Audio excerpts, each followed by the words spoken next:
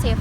Kemudian, laut teritorial atau perairan pedalaman suatu negara-negara. Berdasarkan pasal 86 Konvensi PBB tentang hukum laut menyatakan bahwa hukum laut lepas merupakan suatu bagian dari laut yang tidak termasuk dalam zona ekonomi eksklusif.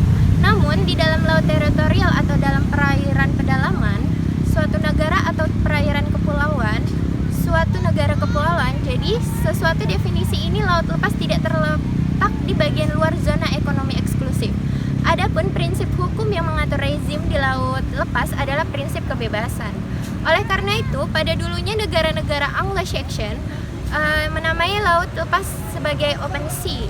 Namun demikian, prinsip kebebasan ini harus pula dilengkapi dengan tindakan-tindakan pengawasan. Nah, tindakan-tindakan pengawasan inilah yang akan dinamakan sebagai asas kebebasan.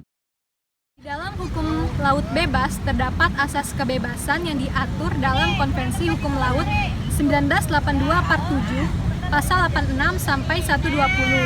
Menurut Konvensi Hukum Laut 1982 Part 7 Pasal 87, kebebasan di laut bebas atau lepas meliputi 1. Kebebasan berlayar, 2.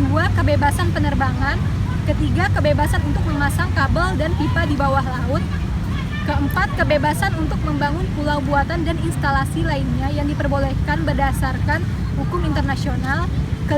Kebebasan menangkap ikan, 6. Kebebasan riset ilmiah.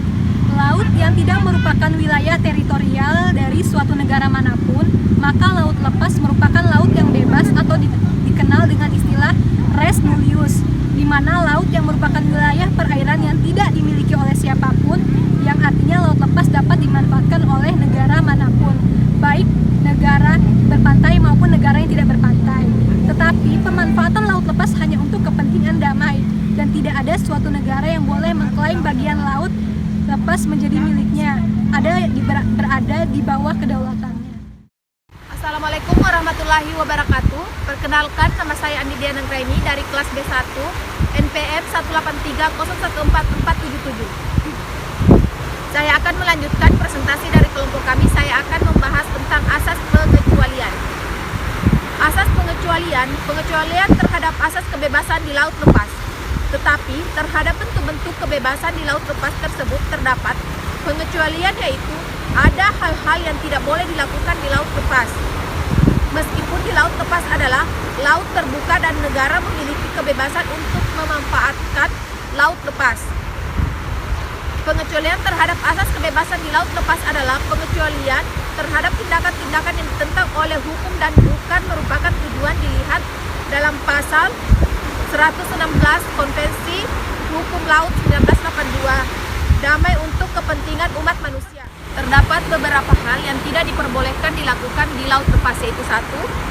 Perbudakan, yang kedua pembajakan, yang ketiga perdagangan obat-obat narkotika atau bahan-bahan psikotropika, yang keempat penyiaran gelap, yang kelima pengejaran seketika, yang keenam pencemaran lingkungan hidup.